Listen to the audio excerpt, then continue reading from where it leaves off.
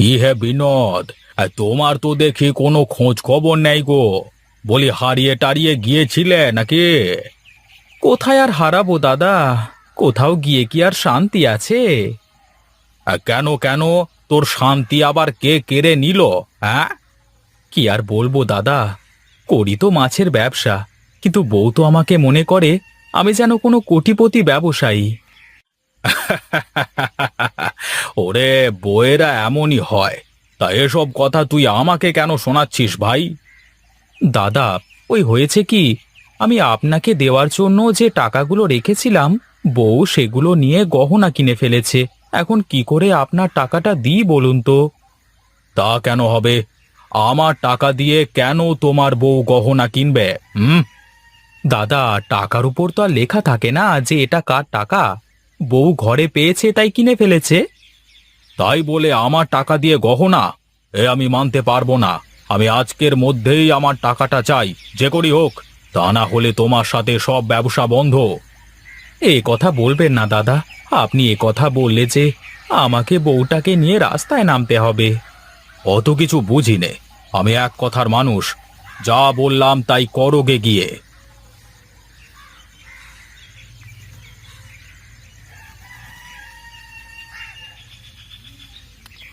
আরে, ওটা বিনোদ দা না? এই দেখি তো।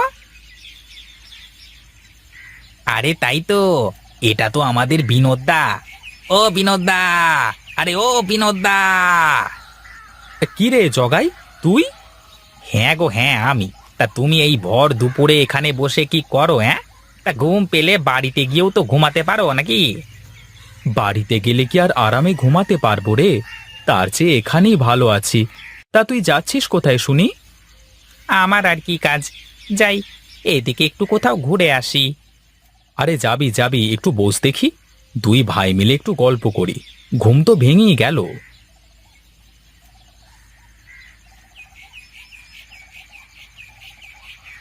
কই গো গিন্নি, কোথায় তুমি? কোথায় যে থাকে সারাদিন কে জানে। এই একটা মেয়ে লোক আমার জীবনটা জ্বালিয়ে দিল। যাই দেখি, ঘরে গিয়ে একটু ঘুম দেওয়ার চেষ্টা করি তাহলে।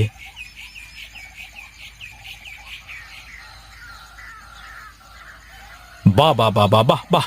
আমি এত সময় ধরে বাইরে দাঁড়িয়ে তোমাকে ডাকছি, আর তুমি ঘরের মধ্যে বসে বসে সাজছো।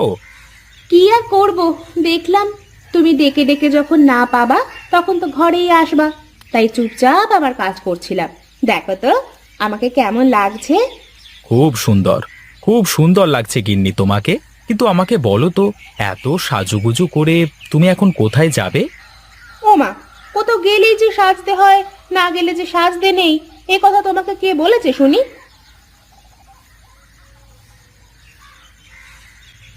না রে বাবা, আমি এর আগে তো কখনো দেখিনি যে একটা জেলের বউ সারা দিন সাজগোজ নিয়ে পড়ে থাকে। আমার জীবনটা শেষ হয়ে গেল রে। এই দেখো, তুমি কিন্তু এখন আমাকে অপমান করছো। তুমি কি ভুলে গেছো তুমি আমাকে বিয়ের সময় আমার বাবাকে কি বলে আমাকে এ বাড়িতে নিয়ে এসেছিলে? হ্যাঁ হ্যাঁ, আছে, সব মনে আছে। কিন্তু আগে কি আর জানতাম যে বউ আমার কোনো কাজের না? তাহলে কি আর বিয়ে করতাম জীবনে? হ্যাঁ, এত বড় কথা! থাকবো না আমি তোমার বাড়ি, করবো না তোমার সংসার, এই আমি চললাম বাপের বাড়ি। আরে ধুর, একটু থেকে একটু হলেই বাপের বাড়ি চলে যাওয়ার কথা কেন বলো? অন্য কথা বলতে পারো না? অন্য কোনো কথা আমার মাথায় আসে না তখন। চলো চলো, মাথা ঠান্ডা করে বসো, তারপর দেখি কি করা যায়।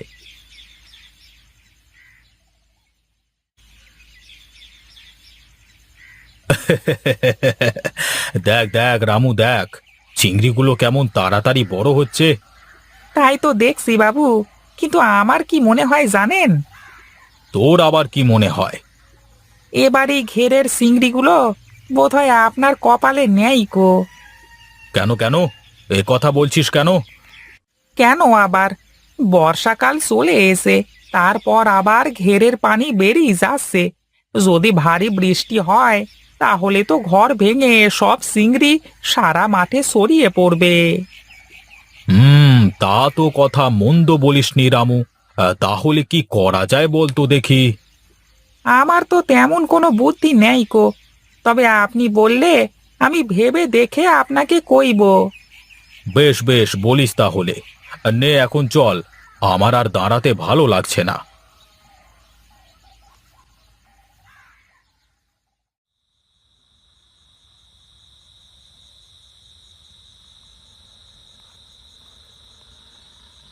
কি গো, তুমি এমন চুপচাপ হয়ে আছো কেন? কোনো কথা বলো না। ভাবছি গো গিন্নি, ভাবছি। তোমার এত ভাবনা কিসের গো, একটু বলবা? কেন, তুমি যে আলমারিতে রাখা ব্যবসার টাকা দিয়ে গহনা কিনেছো, সেই টাকা এখন কোথায় পাবো শুনি? বলি, তোমার বাবা এসে কি দিয়ে যাবে নাকি? কি এত বড় কথা! তুমি আমার মোড়া বাবাকে নিয়ে কথা বললে? সামান্য কটা টাকা নিয়েছি, তার জন্য তুমি আমাকে এমন করে বলতে পারলে?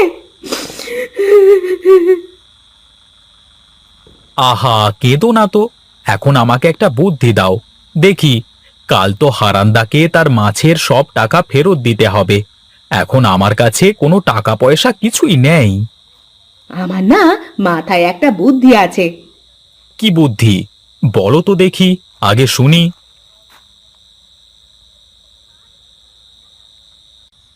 আরে বাহ, এই না হলে তুমি আমার গিন্নি! তুমি কিন্তু আমার বুদ্ধি শুনে চললে লস করবা না। ঠিক আছে, সেসব কালই দেখা যাবে।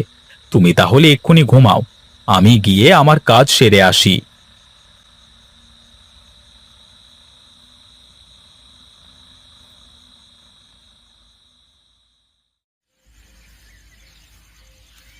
একই রে রামু, একই দেখছি আমি। আমার যে সারে সর্বনাশ হয়ে গেল রে। বাবু, গরিবের কথা বাসি হলেও মিষ্টি লাগে। আমি তো কালই আপনাকে বলেছিলাম। কালই তো বললি, কিন্তু এসব করতে তো সময় লাগে নাকি? এখন দেখ দেখ, হারামজাদা বিনোদ ওর জমিতে কেমন জাল দিয়ে ঘিরেছে। হায় হায় রে, আমার ঘেরের সব চিংড়ি এখন বিনোদের জমিতে। সে কি দাদা, আপনার মুখখানা এমন মলিন হয়ে আছে কেন? কি হয়েছে? কি হয়েছে? বলি, চালাকি করবার আর জায়গা পাও না, তাই না? দেখেছেন দাদা, আপনার সামনে কেমন আমাকে কথা শোনাচ্ছে। কথা শোনাবে না তো কি করবে শুনি? তুই চালাকি করে আমার ঘেরের সব চিংড়ি তোর জমিতে আটকে রেখেছিস। কি যে বলেন! কি হলো?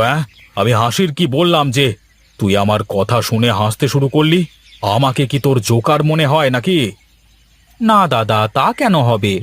আমি কি আপনাকে তা মনে করতে পারি বলেন? তোর সব বুদ্ধি আমার সামনে ধরা পড়ে গেছে বিনোদ।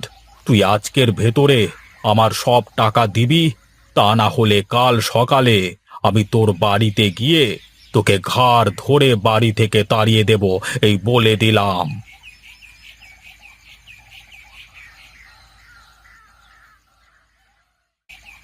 কি গো, হারান বাবু কিছু বললো?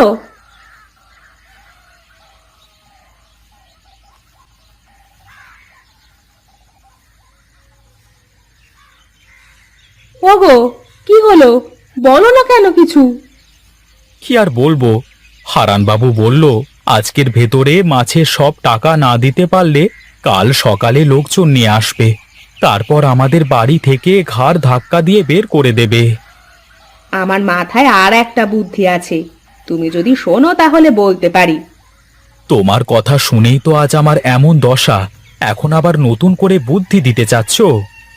শোনোই না একবার আমার কথাটা। এবার যদি কাজ না হয় তাহলে আর কখনো তোমাকে আমার কথা শুনে চলতে হবে না।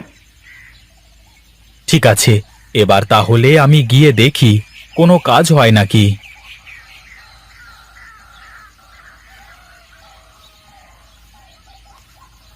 ঠিক আছে, তবে এটাই তোর শেষ কথা। কি বলবি বলে ফেল। আপনি তো আমার পুরো কথা না শুনে চলে আসলেন। আসলে হয়েছে কি, আমি তো আমার জমি ঘিরেছিলাম ওখানে চাষ করবার জন্য, কিন্তু ঘের ভেঙে যে সব পানি আমার জমিতে যাবে তা আমি জানতাম না। এই মোদ্দা কথাটা কি বলতে চাস, খুলে বল তো দেখি। আসলে দাদা, ঘেরের চিংড়ি তো আমার না, ওগুলো আপনারই।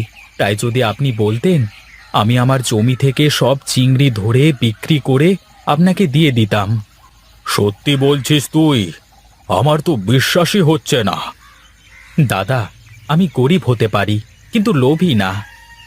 তুই সত্যি খুব ভালো ছেলে রে বিনোদ। আমি না বুঝে তোকে বকেছি। এখন থেকে তুই আমার সাথে এক হয়ে ব্যবসা করবি। আর হ্যাঁ, এখন থেকে তোর জমি আমার ঘেরের সাথে জুড়ে বড় করে ঘের বানাবো। ঠিক আছে দাদা, এত বড় ঘেরে যদি আমরা চিংড়ি চাষ করতে পারি তাহলে তো লাভ আর লাভ শুধু। কিন্তু তার আগে এবারের মতো যাতে ঘের না ভেঙে যায় তার ব্যবস্থা করতে হবে। আপনি কিছুই চিন্তা করবেন না দাদা, আমি সব ব্যবস্থা করে ফেলবো। এখন তাহলে আমি যাই।